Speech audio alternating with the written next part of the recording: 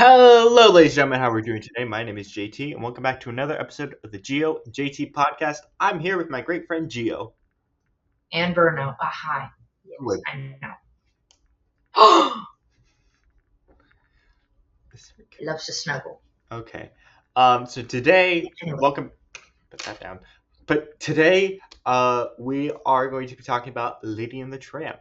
If you're wondering why me and Gio have been wearing the same clothing for the last 3 episodes, it's because we're recording a bunch of these episodes in one batch. We've took a break, since we've recording Peter Pan. But yeah, we're gonna record Lady and Tramp, and then we'll be done for today, for us at least. And then Yeah, for us. so right now, as I'm speaking, I have uploaded the Hamilton episode that we filmed today. And then next Friday, which is of the day that the Hamilton episode releasing, next Friday, the 29th of May, that's when the Peter Pan episode will release. And then the week after this episode release, so that would be early June. June. Something like that. Give me a second. That'll be June 5th. So June 5th, this episode's releasing. And probably next Friday, I think for the summer at least, because I'm busy a lot this summer. I have I'm doing 2 shows. I think maybe on Fridays we just record like a good couple episodes, and then we release that throughout, We could try that. Like that way we're ahead, Are you recording right now? Yeah. Okay. But also, where's that theme music? Gio JT Podcast under 30 minutes. Oh boy. So let's get talking, shall we? So today's episode is about Lady and the Tramp. So first thing I want to talk about is this film was released in a different distributing company, a different one, Buena Vista, which, if you look up what Buena Vista film distribution is, it was basically Disney's own distribution company that they made. And so, like, now it's retitled to Walt Disney Studios Motion Picture. By the way, Buena Vista means good view or beautiful view. It depends. Good view or beautiful view. And there's a street in Disney World, or called Buena Vista something. Buena Vista Street, or I think. So yeah, this was I believe the first Disney company, their first distributing thing. Correct me if I'm wrong in the comments down below. So like we said in the last episode of Peter Pan was the last one to be distributed via RKO Pictures. This is the first one to be distributed via Buena Vista Pictures. Now this film came out in 1995, so it's been 2 years since Peter Pan. But I want you to keep in mind, in the 50s, you got you got Cinderella. 51, you got Alice. 53, you got Peter Pan. 55, you got Lady and the Tramp. And in the 1950s, when animation, again, it was not a box office thing. Like, it was, until the 90s, animation wasn't really like the way to make money, if you know what I mean. It wasn't this big thing. These films were tedious and expensive to make. I say tedious as in like difficult, but also they could be rewarding. They could be failures.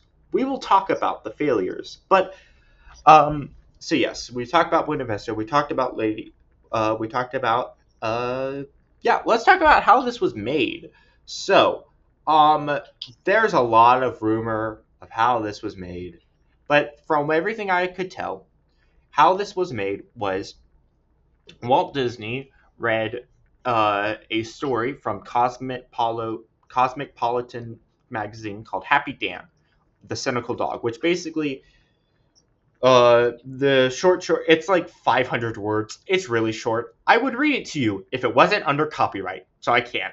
But basically, it's about this dog who who has different owners and isn't attached to one owner. Just that's basically what it is. And then there is this other guy in the studio called Joe Grant, which we will be talking a lot more about him in about 50 years. We will be talking a lot more about Joe Grant in 50 years and how he, oh boy. Anyway, Joe Grant was a storyboard artist at the time. And he was kind of working on his own idea from his own little dog that he had. And like that was called Lady, I think that was her name. She looks like Lady, or inspired Lady, and about her, like this whole thing. And Walt Disney was like, okay, let's combine the Happy Dan thing that I read in this magazine and your idea about your dog. Joe Grant didn't like that, went against it because he made that part the story about his own dog, Lady, and so he left for about 50 years. And we'll be talking about when he comes back later. Anyway, Walt Disney he got in contact with the original author of Happy Dan the Cynical Dog, and he's like, dude, I will write a book version of the film, of what would become the film. So 2 years before the film came out, there was a book version called Lady and the Tramp, a book called Lady and the Tramp that came out. And in the movie, they credit as that book being the inspiration. Okay. Which is not right, because even though the film came after the book, the story was made prior to the book. So that's where so the film it's Walt being kind of egotistical in some aspects of it. But yeah, so that is like how this kind of started. And this had some and this was directed by Hamilton Lewis, Cly, Jerome, and Wilfred Jackson, like Peter Pan. What a name. Wilfred Jackson. Oh yeah, he's great. He was the model. He was the physical model for Chernabog in Fantasia. Like, he was kind of a muscular dude. And so, like, they took photos of him. Like, he was doing these big poses.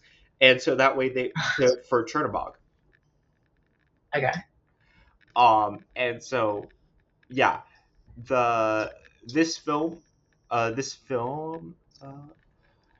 let's talk about the art direction. So early concept was some early version of it was to set it during the San Francisco in the 1906 earthquake. Mary Blair provided early concept art during the 1940s. It was one of the first projects she worked on at the Walt Disney Studios. But somewhere along the way, I think Walt was more of like, you remember Mary Blair, right? Yes. You remember her very not surreal, but like, I guess surreal, like artistic approach, right? Like using colors. Oh yeah. Well, Walt Disney realized as these films have been like, her style kind of got less and less through. It got lost in translation between her storyboards, or not storyboards, her concept art, and what was the finished project. Okay. So she moved on to the theme park side, because also what happened in 1955? Disneyland opened. So yeah, she went on to design Small World and some other rides, and worked on the theme parks. So yeah, and then hold on. Eventually they changed the setting to Walt Disney's childhood in a little town in Missouri, because Walt Disney grew up. I'm not telling you the whole story of Walt Disney, but at one point he grew up in a town in Missouri, and the time placing of Lady and the Tramp is the early 20th century, like the first decade, and there are like specific lines that really show it, like um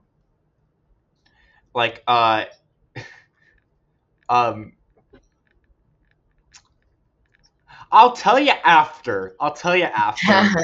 I was thinking of it. I was like, well, I'll tell you after. But there's some lines that reference like there's no Saturday off, Right. because it was prior to history happening. So the uh, where was I thinking? Oh, anyway, the art direction. That's where. So like a lot of this film was based off a real place.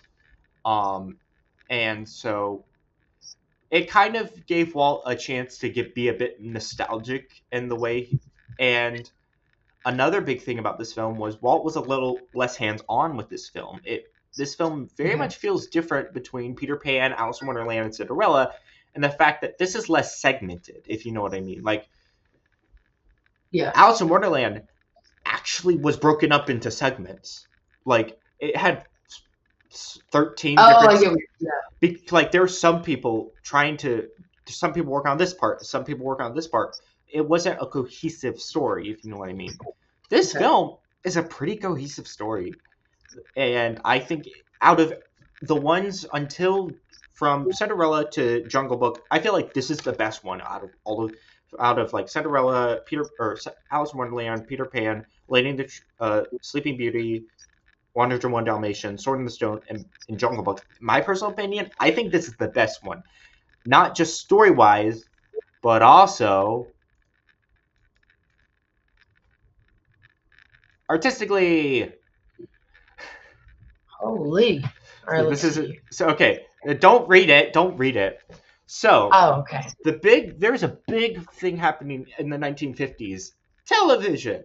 I mean, people got these box TV sets, and in the 4:3 ratio, because that was what it was, and it was becoming a big thing. And movie theaters were like, well, how do we differentiate ourselves? So there was an invention called the cinemascope that allowed that basically it became widescreen. And Walt Disney, Okay. always loving new technology or liking new technology, he jumped on this immediately. So they were like halfway through production of this film, and he was like halfway through production. It was like, we're going to widescreen, or we're going to CinemaScope. And so um, the one you see on Disney Plus today is the one that's in widescreen. And so, Okay. but Walt didn't account for something. Not every theater was prepared to show widescreen. Some of them could still only show. Uh, So what they did was they cropped it.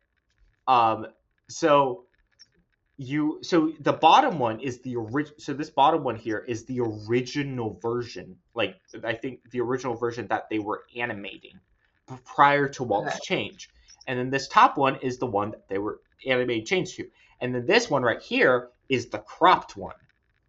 Okay. So and like this film and the next film are some of the best artistic animation in the Walt Disney Company period.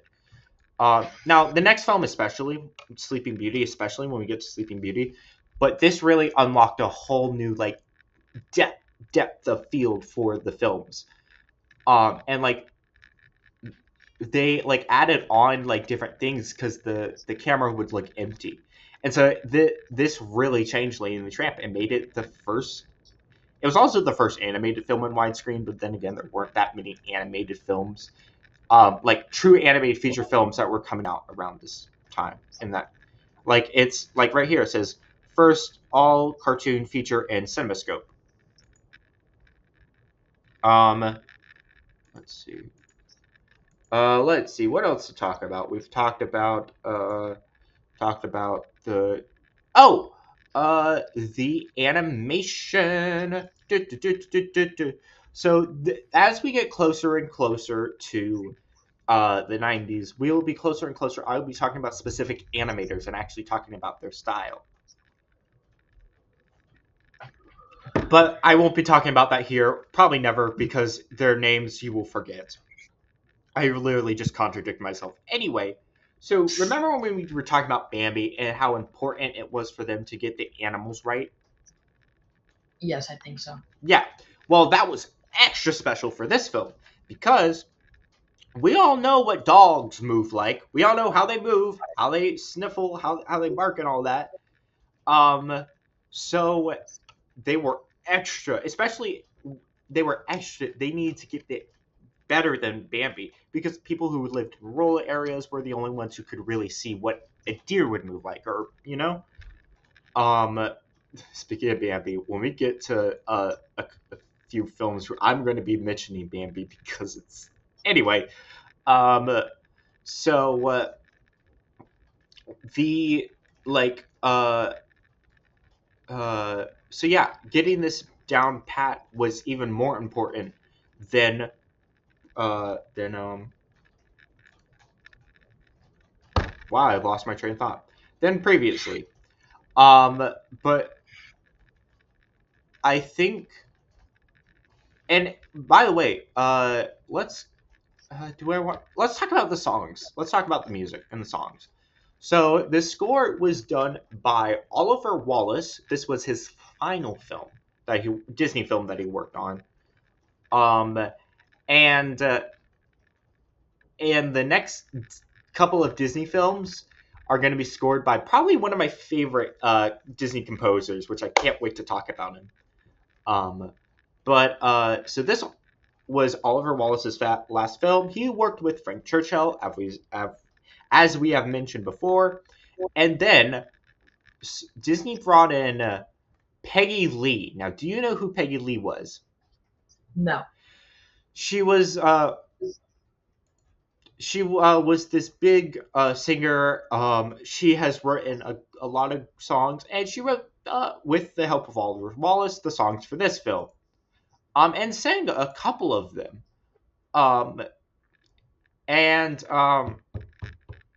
Oh boy, we gotta talk about the controversy of this film. I swear, it's like almost every episode now. Well, no. Next episode won't have one. That episode at 101 shouldn't have one. Jungle Book is when we're gonna have our next controversy I'll talk about. You and I got to talk about that afterward because I don't know what you're talking about. The controversy for that. Okay. So there are a couple of cats in the film, right? These cats, the Siamese cats. The Siamese cats. We used to have the Siamese cat, and I loved her. But those things are crazy. Now, well, yeah, because these are racist. What? How? I shall. Then again, Disney has proven to be racist through like the crows and stuff, and a bunch of other things. So I wouldn't be too surprised. I shall explain. So, these cats are also named Si and Am. Those are their names. That's creative. And Siamese, by the way, if I'm not mistaken, was what Thailand used to be called. Really? Yeah. And also, so one level of racism is who voices them. Guess who voices them? There are levels, broski. For this one, guess who voices these cats? I talked about someone that doesn't have anything to do with the race. Peggy Lee, famous white lady singer, nothing to do with it. So that's one layer. She voices both of them and does a accent. So that's one level. Another level is the way they were drawn. So I'm about to show you a photo of what Siamese cat, or what these cats look like. So this is one photo. Yes. They can differ because it's a breed. And then look at this. You see, and also they're also stereotyping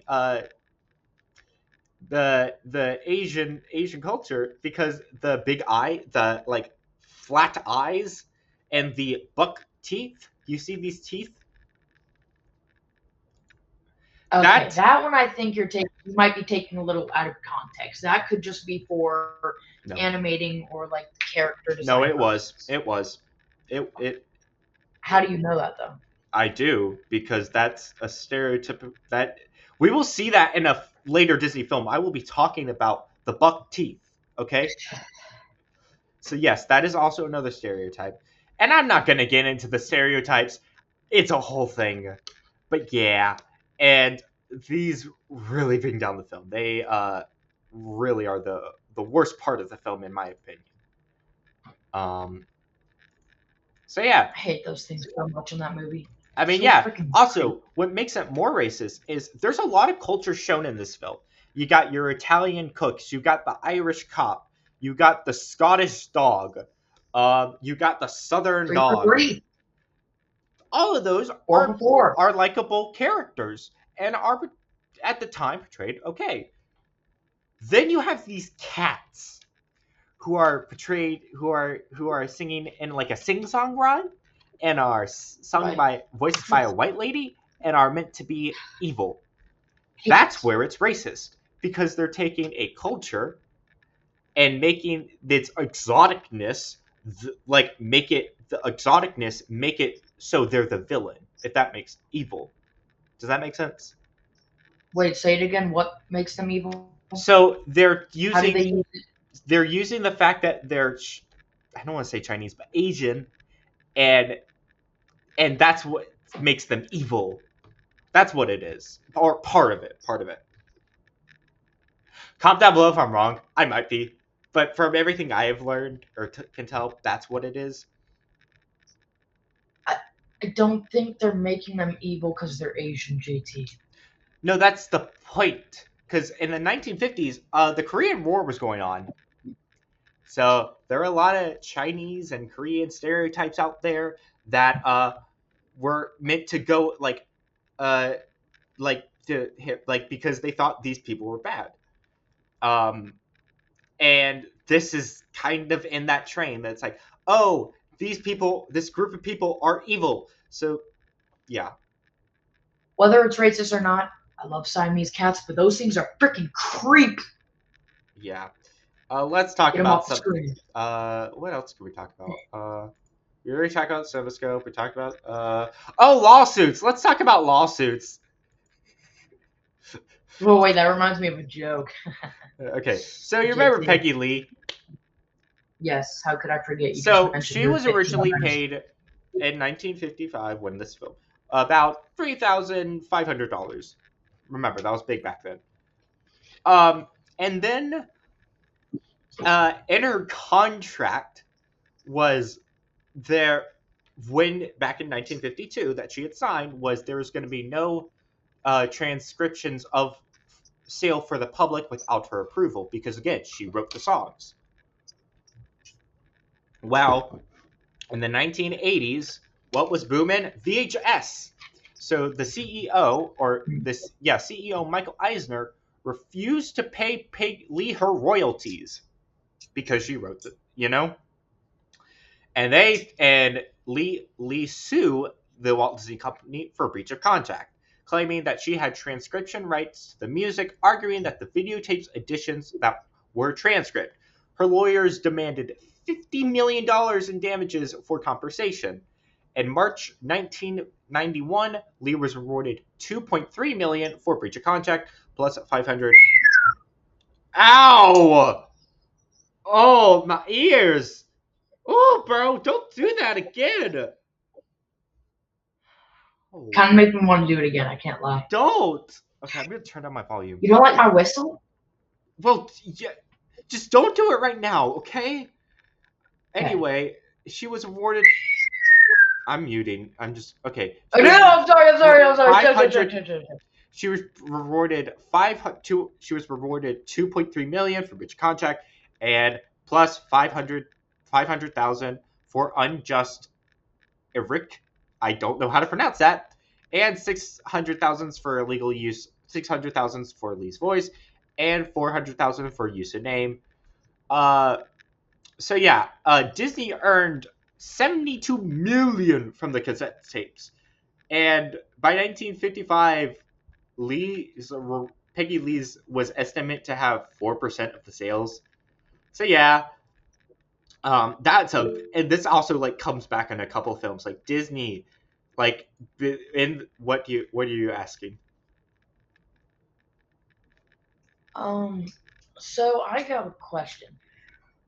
What type of outfit does a lawyer wear like in a court case?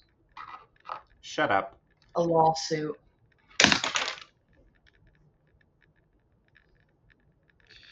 Okay. Anyway, that was a really bad joke. So this will come back to bite. This will come back. We will talk a bit about this later on, hopefully, if I remember. But yeah. So is there anything else I haven't mentioned? I talked about the lawsuit. I talked about the controversy. I talked about Joe Grant. I talked about Care. I talked about the animation. I talked about widescreen. I talked about talk about the music. I talked about All for Wallace. What do you think of this film? I think it would be great if it wasn't for the cats because that traumatized me as a kid, and I haven't really watched it since because it traumatized me. Yeah, I'm gonna make you watch these films. No! Make you watch these because as we go closer and closer to throughout the series, it's gonna help if you have watched the movie recently. So, JT, you cannot make me. I will make you watch Hunchback. Okay, that one I'll watch. I'll watch that one. That's a good film. I like that. I'll make you. I was about to whistle, JT. I thought you were about to. I was ready to whistle again. Okay, what film do you also think is horrifying that we haven't talked about? Is what? That you also think is horrifying that we haven't talked about? Pinocchio. Oh, we talked about Pinocchio. Just start naming them. Okay. I'll go from Cinderella, Alice in Wonderland, Peter Pan, Lady Tramp, Sleeping Beauty, 101 Dalmatians, Sword in the Stone, Jungle Book, Aristocats, Robin Hood, The Mini Adventures of Winnie the Pooh, The Rescuers, Fox and the Hound, Black Cauldron,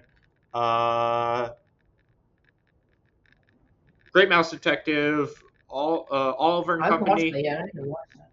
Oliver and Company, Little Mermaid, Beauty, Rescuers Down Under, Beauty and the Beast, Aladdin, Lion King, Pocahontas, Hunchback, Hercules, Mulan, Tarzan, Fantasia 2000, Dinosaur. What's after Dinosaur? Is that the one? Hold on, give me a second. What's after Dinosaur? Is it? I think it's. Is Dinosaur like the one with like? It's CG. CG. No, not Dinosaur Game. What was it? After I think it. Is that the one with like? Emperors. That was. Wait, was that the next one? Hold on, give me a second. Oh wait, is that the CG one? Yes, it's the CG one. Is that the one where like it starts out with like lemurs or something? Yeah. Okay. So what's after Dinosaur? Yep, Dinosaurs. That movie scared the crap out of me. Okay. Here's the funny thing. Emperor's New Groove. I didn't know anything about. Emperor's New Groove, Atlantis, Lost Empire, Lilo and Stitch, Treasure Planet, Brother Bear, Home on the Ranch, Chicken Little, Meet the Robinsons, Bolt, The Princess and the Frog, Tangled, Winnie the Pooh, Wreck-It Ralph. I don't think any other ones that would be current day would scare you. Okay. So which ones? I got scared of Alice in Wonderland. Like we already talked about that. Oh my gosh, I know I forgot half of them already. I'll be fine. Wait. Dinosaur. Here's the thing. I didn't know anything about animation when I was watching it because I was like so young. But I got scared mainly because of the animation style. Yeah. Anyway, we're going to sign off. Okay, ladies and gentlemen. Thank you guys for watching another episode. We'll see you guys later. JT out.